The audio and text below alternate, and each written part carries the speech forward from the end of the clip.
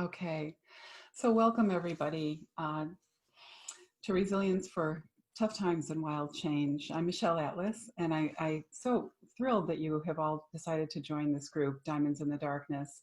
So let's just start by closing our eyes for a moment together and just imagining that we are actually sitting together. This is an all-female group, and imagine that you're sitting in a circle with all of your sisters right now around a beautiful fire. So just see yourselves shoulder to shoulder.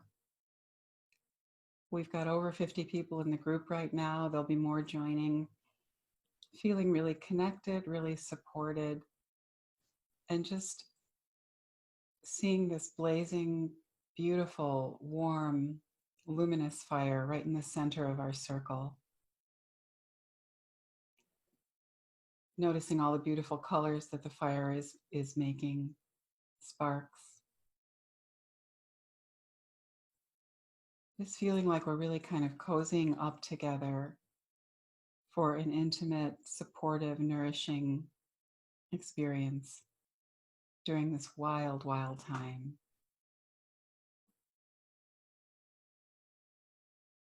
Just take a nice full breath all the way down into your hips and lower back.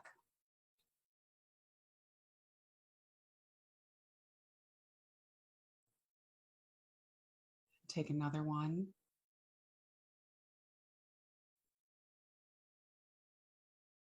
And one more breath all the way down into your hips, into your lower back. And just settle into your chair or couch, whatever you're sitting on. And know that there's nowhere else to go for the next 30 minutes or so, nowhere else to be. You might want to grab a pen and a pad and just know that you can just be right here, right now. And whenever you're ready, you can open your eyes. So I know that some of you are experiencing the loss of a paycheck. You've actually lost your jobs, or perhaps you are providing services to other people and they are not able to pay you what you had expected, or you're having difficulty enrolling new people in your services right now, perhaps. Maybe you're deeply concerned about your older loved ones. Maybe you've got parents that are alive and you're just really worried, or relatives. Um, maybe you're just wondering if you're ever going to be able to make money again, or how you're going to pay your bills or your basics right now. And maybe you are feeling frantic and you're feeling like you've got to quickly pivot in some way and figure out how to do everything differently to meet the needs of this time, but you don't know what that is. So there are all sorts of emotional reactions to change that are really common. And I'm just curious, I would love it if you would post in the, for those who are with me right now, in the chat box, and for those who are watching the replay later in the comments section, transformation loves specificity. So I would love it if you would take a moment and just post your greatest, very specifically, what is your greatest fear or your greatest concern right at this moment? Because there's a whole spectrum, and the more specific we can get with our fear, the more likely it is that we can transform it, dissolve it, address it, move it in some way. So go ahead and let me know what your fear is.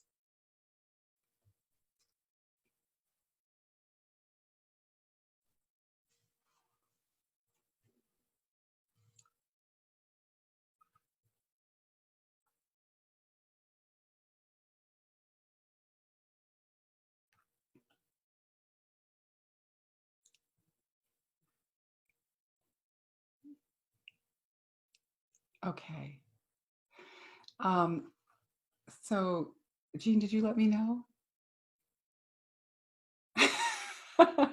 you can you can post it in the chat if you'd like.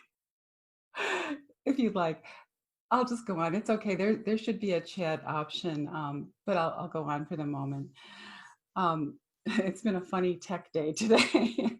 I've done millions of Facebook lives, and when I went to do the live at the time promised, the technology looked radically different, and so I had some difficulties, and that's why I'm doing this training now at 1:30 instead of noon on Zoom.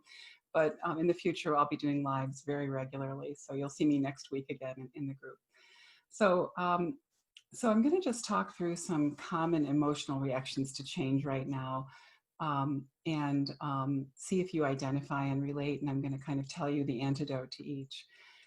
So there are actually 4 typical reactions to change. And we see this in organizations, we see it in individuals, everywhere that people are navigating change, which we certainly are right now. Those 4 those 4 emotions are typically confusion, anger, denial, and loss of identity. And so I don't know if anybody identifies. Again, I'd love it if you put in the comments if you identify with any of those 4. Most of us have a default. We kind of typically go to the same one over and over again when things don't go our way or are a little bit chaotic. So when it comes and the driver of all 4 of those is typically fear.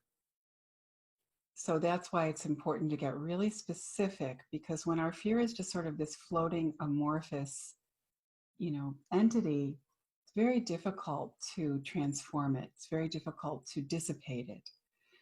But when we get specific, it's a whole other story. So fear typically drives all 4 of these reactions. And according to our personality and our nature, we're going to default to one or the other. So when it comes to confusion,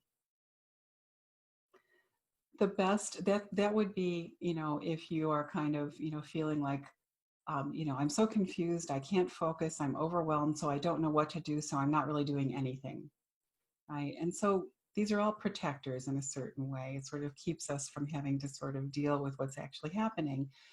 So if you're confused, if that's sort of your primary space right now, then a self-compassionate and loving response to yourself would be to chunk things down, to just kind of create really bite-sized, doable, tasks, or chunk down your responsibilities in your life or your business into something very, very doable. And you're saying, Jean, you're saying loss of identity. Why continue to make art if no one's able to buy it? Oh, super interesting. Yeah, thank you so much for that. So I'll address that. So I'm wondering if anybody else is having that kind of experience. Jean, who's with me right here, is an artist, and a beautiful professional artist. And so, depending upon what the service that you provide is, are you having that sort of, hopeless, why do it anyway if things are changing and I don't know, if I'm ever how to sell things or how to do what I do. So confusion is, again, it's like chunking things down, focusing on one thing at a time, making it very doable. Anger, typically anger is a reaction when a person feels really unsafe. This is when we see a lot of anger. Of course, you can also be angry if you feel like a caged animal, because we all have so much cabin fever these days. But with anger, there's a safety issue. It's like a real, kind of a fight response as opposed to a flight or freeze response, and sort of a very basic kind of protective response. And so with anger, the self-compassionate, loving response is to self-connect in such a way that, and I'm going to teach you a practice in a moment to do so, that allows the truth of what you're really feeling that's probably under the anger to reveal itself to you. I know for myself, once I was really angry about something else quite a while back. And when I did the practice I'm going to teach you, I discovered that indeed I wasn't actually angry. I thought I was infuriated. I wasn't angry. I was actually super sad. I was full of grief. And so once I connected with the emotion I was really experiencing, and I was able to release it, I was able to move on in a really beautiful way. So, and then we've got denial, which is very similar to confusion, where, that's where, you or a friend or loved one is saying, oh, this isn't so bad. Hey, I can still do whatever I want. And, I think everything is going to be okay. And, there are, whatever the kind of rationale. With denial, same thing. Just, kind of, if it's not you, if it's a loved one, you might want to present factual information to that person in a very reduced, again, bite-sized way so that it's not overwhelming, because that's when the shutdown and the denial kicks in. But just, in a very, giving specific examples of where things are not going so well to kind of help somebody kind of step into that reality in a gradual way. When it comes to loss of identity, which is what Jean was saying, she's experiencing as an artist who's not sure she can sell in this market. With loss of identity, what it really boils down to is, oh, we have somebody else joining us. I'm so glad. Let's see here. We've got Sylvia. Hi, welcome, Sylvia. You're muted, and I'm going to leave you muted for the moment. I'm just going to say that you should see either at the bottom of your screen, probably at the, hi, Sylvia, the bottom of your screen, you'll see a chat box, and you can chat into the chat anytime you want while I'm talking. I'll ask questions as well, but feel free to communicate with me that way for the moment. So loss of identity is, and we're talking about the 4 common emotional reactions to change right now. And so with loss of identity, we're talking about a situation where you're going to want to, it's an opportunity for you to really hone in deeply on your values, what you value most, what your business or your passion has, the values that it has been centered around. And then think, and then you've got your values and you've got that sort of heart and soul of what you do. And then you begin to think about how you can create a bridge from where you have been with it, how you have sold it in the past, or how you have provided the service in the past, to how you might do it moving forward, how you might convert those values and that service into something that's of meaning and that's going to be palatable to people moving forward. So that's how you self-compassionately and lovingly deal with this painful sense of a loss of identity during a time like this. So let's just take a moment now, and I'm going to just walk you through this beautiful, simple practice that I use all the time, and I use it with my private clients all the time, to help you connect more deeply with whatever it is you are feeling beyond the level of the mind, beyond what you think you might be feeling, and help you connect with what might be beneath that so that you can begin to have a more fluid relationship to it. So let's just take a moment again and close our eyes and put our hands on either the cheeks of our face, our heart, or our solar plexus, wherever they feel drawn. There's no better place. Cheeks of face, heart, or solar plexus.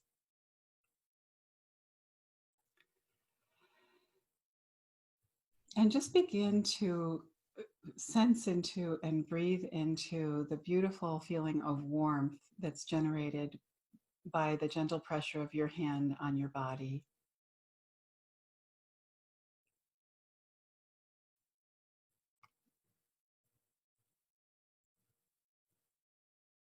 Just really let that warmth from your hand penetrate, just like a heating pad, that feels so soothing and so organic, and such a beautiful heat. Actually, a heating pad may not feel organic, but a hot water bottle would.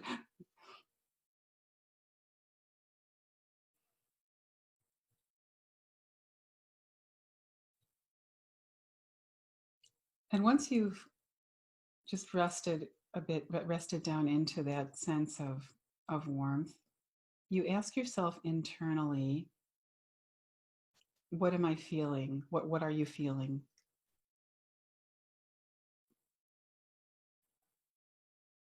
You could also ask yourself, what am I afraid of? Whatever resonates for you. What am I afraid? What am I most afraid of is a good one for right now.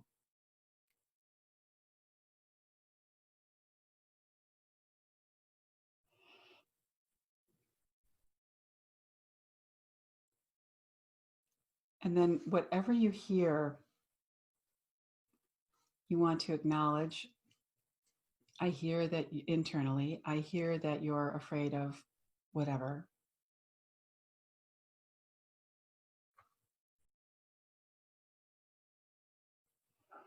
And the next question is, the next comment is, that feeling or that fear is a part of being human.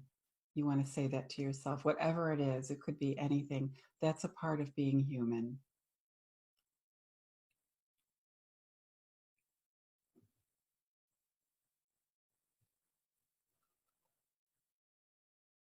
Keeping your hand on your body.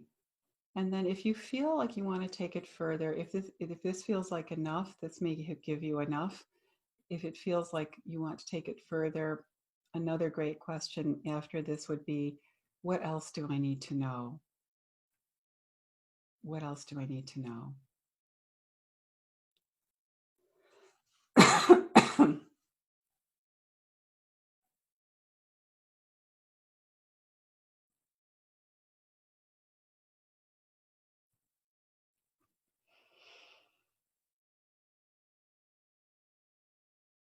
And whenever you are ready, you can open your eyes and we can come back together.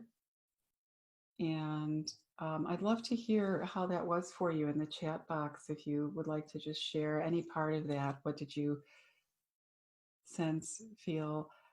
Very often when we do this, it takes us to a place that is not what we think again, but it's what's beneath. It gives us access to that place beneath. I'd love to hear from you if there is anything. If you don't feel like sharing, that's okay. Oh, calm. Okay, great, Sylvia. Thank you. Um, okay, good. Um, let's see. Okay. Um, so the thing about this practice is that just to give you some grounding in how it works and why it's so powerful, is that the moment that we register the warmth that is generated by our own touch, it triggers the brain chemical oxytocin, which is responsible for feelings of safety and nurturance and nourish, all the things we want, connection. And so we start there because it's in that space of safety that we open and that our true feelings can be revealed to us, in that safe environment. So this is a beautiful practice for everybody to use at least once a day, I would say, if not multiple times a day. Anytime that you feel anything less than, you know, safe and a sense of well-being, for any reason, you can just simply interrupt your activity and for a minute, 2 minutes, 5 minutes, take the time and do this. And I call it a homing practice because it'll bring you home inside. That's how I like to think of it. It brings you into your body, and there is no place that feels more like home in this world than inside of your own body. So more than ever, we need to be living from that embodied place right now, because that's where we're going to access a wisdom that's beyond what we already know in terms of how to cope with things. That's where we're going to end up living into our discovery space. So for me, what happened was, I feels like weeks ago, it was probably a week or a week and a half ago, when I learned of the cancellations that were going to kind of change what this month was going to be about for me, where I was supposed to go to New York City and do some other things. And at first I felt this sense of disappointment and loss and, kind of, oh, darn it. And then the very next moment, I was kind of taken by surprise at how quickly I felt myself pulled really deeply within. And I had this vision of these really thick, green, succulent roots shooting down from my body into the earth, and like stalks that were very stable. I want to say rigid, but rigid in the best sense. They were like, really, really rooting me into the earth in a very stable way. And in that stability, I had this profound experience of relaxing deeply into myself and this beautiful sense of kind of opening in a very peaceful, again, safe sort of way to my business and my life at a level that, with all the years of meditation that I've done, which is like 40, I hadn't quite experienced in this way. And so that really cued me into the fact that this felt like this was going to be right in the center of this incredible hardship where, people are losing lives and losing loved ones, and where we are all at risk, no one's immune. I had this immediate sense of this being just this incredibly precious, precious, very rare time and space for those of us who um, can resource and access that possibility within ourselves.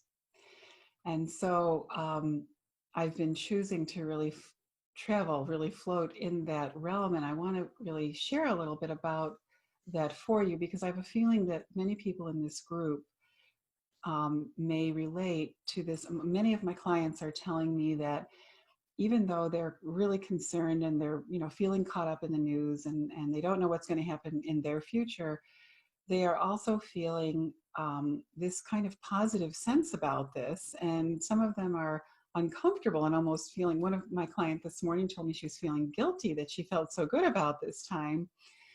She just kind of didn't know what to do with that. And so I'm guessing that maybe many in this group, or at least some in this group, are walking that edge to some degree.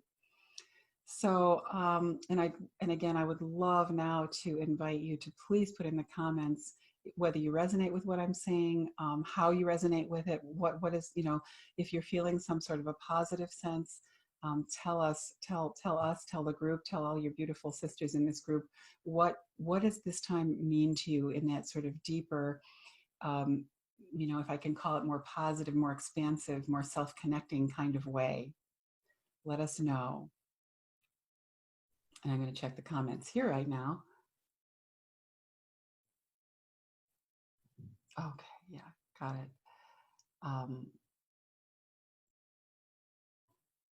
Yeah, Sylvia's older mom is calling and she has to go attend to that. And this is what it's like right now. So I'm just going to see if anything else shows up in the chat before I go on.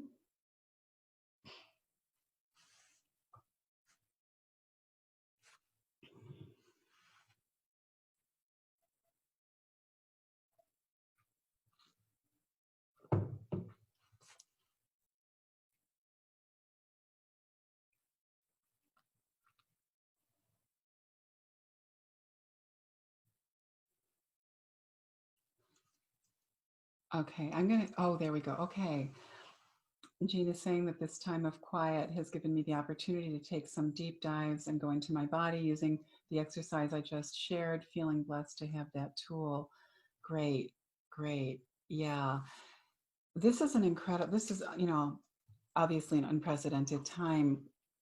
It's also affording us an unprecedented opportunity to access something that has always been within each of us. This is not about this, kind of striving, pushing, efforting to become the next thing. This is really about shedding very gently and very naturally whatever has been in the way of the absolute essential you. And we have this precious access right now. It's just like, one of the people that I love to listen to called it a portal. We've got this really precious portal into this deeper essential self. And right now, because so much is closing down, and as so much closes down, there are some very precious and rare things that are opening up. And that's one of them. And that's sort of the main name of the game right now, is really sinking down, allowing yourself to really heed the call to go as deeply within as you feel is natural for you, and really understand that I posted today a beautiful thing I read on Facebook. I posted it on I shared it on my personal page, where someone was suggesting that we use this time like in the Jewish religion, use the Sabbath. I was brought up Jewish, but we didn't celebrate the Sabbath in quite this way. Where, you have deep permission to not only rest, to not only reflect, but to stop trying to save the world, to stop trying to, grow every initiative that you've been involved in, to stop all the frenetic activity. Even at the level of, it even applied kind of naturally at the level of like only touching those who you're really kind of intimately involved with, So if we could think of this as a sort of Sabbath right now, we don't know how long it's going to go on for, but it's going to change. So this window of quiet, this window where things are moving into a hush every day, more and more of a hush as the virus exponentially escalates. This is temporary. We don't know. Things are probably going to get worse before they get better, but then they're going to change again. So this is our moment. And so I want to encourage you strongly right now. Here's the question, and this is what I want to encourage everybody to reflect on. With everything that is closing down in your business, in your personal life, everywhere, what is opening up for you? And if you haven't had a natural, organic sense of that, then I would encourage you to use this time to contemplate that. What's opening up? Intangibles, tangibles, the whole 9 yards, whatever it is. That's a really important exploration right now. There's a very special energy, a very special opportunity again. So let's see here.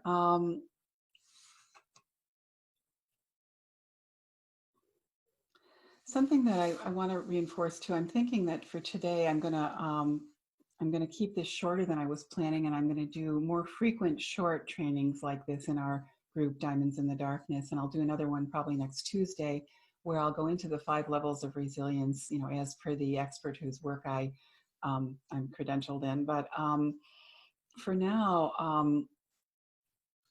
what I want to say is that in this place that we're talking about, in this really precious sort of window of opportunity that we're talking about, what's happening here is that in this space, this is a space of mystery. This is the darkness that we talk about, and in the Diamonds in the Darkness. It's the feminine. It's the wild feminine, meaning it's full of unknown. It's full of like anything but our status quo.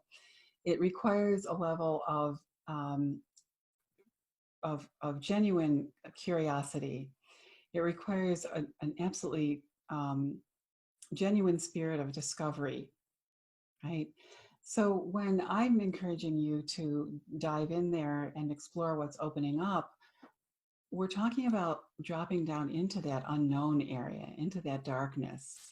Not darkness as in negativity, but darkness where you're going to find diamonds, where the diamonds that have just been kind of, lurking, waiting to be revealed, waiting to be for an opportunity to become the gifts that they are in your life, in your business. Maybe, when you go in there into the darkness, that's when you're going to start to see little sparks here and there of those diamonds that you haven't had the time or the support to really attend to until now.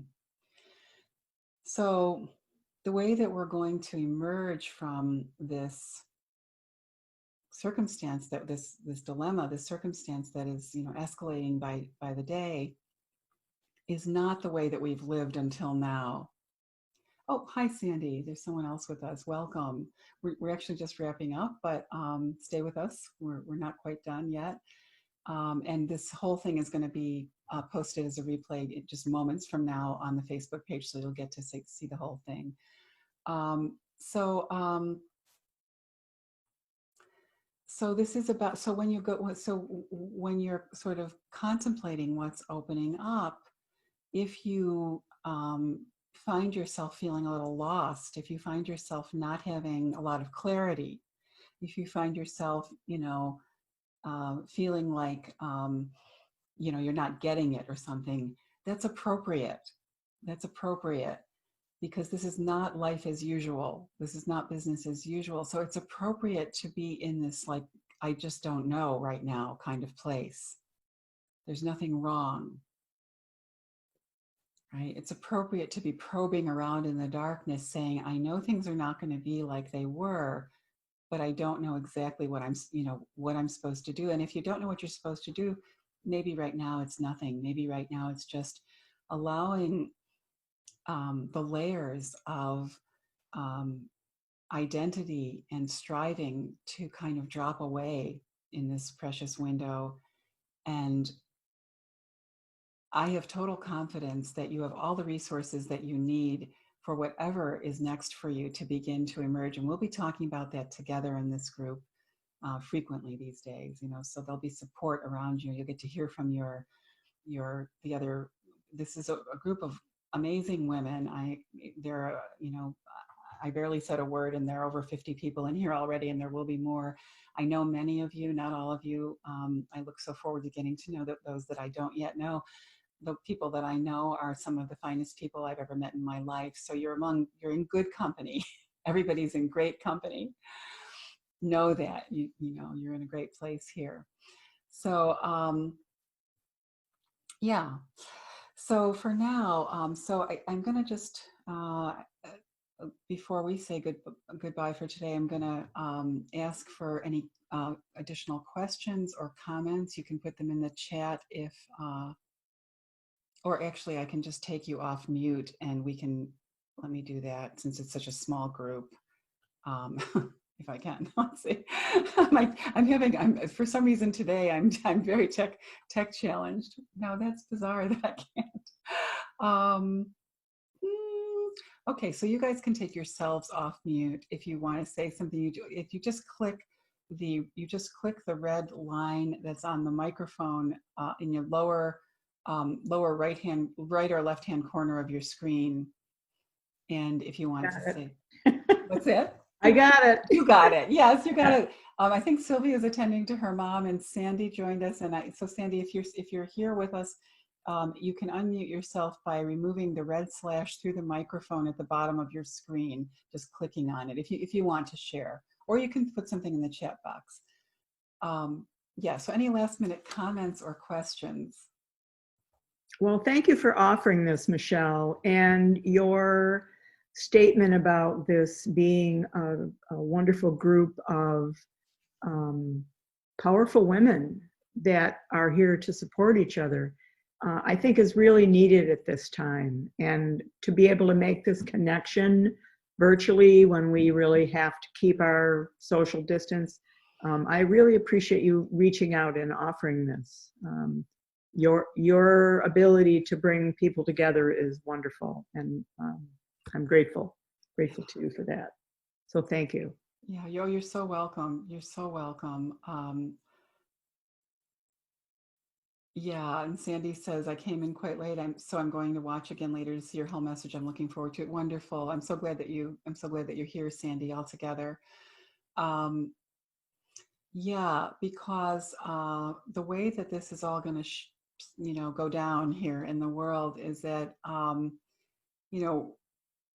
the solutions are going to emerge in a very different way, because the way that we've navigated our world, the kind of in terms of the kind of problem solving and the kind of approach to solutions, no longer works. And the virus is a symptom of that. If the old way of problem solving worked, we would have been able to prevent this or be preventing it right now. So this is definitely a time of massive emergence of the feminine, and that's not gender specific. And I want to just be very clear in this group that when we talk feminine, masculine, we're not talking good feminine, bad masculine. We're talking about the highest, most beautiful qualities of both the feminine and the true feminine and the true masculine. We need both badly. We all embody both also to different degrees at different times. When we talk the feminine, we're talking again that darkness, that mystery, that kind of that place that's a little bit that's um, less black and white, less linear, less logical. That place where the information that we're going to be um, mining in the diamond mine is going to be a little bit more, maybe at times a little more elusive, a little bit more diffuse, a little bit more mysterious, a little bit more changeable and mutable. And so this is a time when, particularly for women, it's absolutely crucial that we reflect upon what what leadership means for each of us. Concepts and images and ideas about leadership from the past, have had, been a big part of our patriarchal model, and they're not going to fly anymore. We're entering a time, what to me feels like a beautiful level playing field, where everybody gets to be a leader. We're not necessarily going to be looking to, one guru or one big, huge, master anymore. Everybody has these amazing resources within them. And that's what resilience is about. And I'm going to go much more specifically into the psychology of resilience in the next Facebook Live. I don't want to overload people today. Yeah, and Sandy saying she totally agrees about leadership. Yes. So there's a leader within every single one of us. And another beautiful question to be an inquiry of is, what does that mean for you, right? You may not, first of all, what does self-leadership mean for you? What does it mean to truly start living as the authority in your own life? Because there are no rules anymore. There is no right way. There is no one wrong way. We're entering a completely different, playing field, for lack of a better word. And so it's like, what does self-leadership mean for you? And what does it mean to kind of emerge in the heart and soul and essence of who you are during this precious time in a way that continues to fill you and will undoubtedly bless others by who you're being. Okay. So, and she's saying it feels natural and authentic finally. I couldn't agree more. Oh, I love that you said that, Sandy. I could not agree more. Having a very powerful experience of that myself, even though I've been,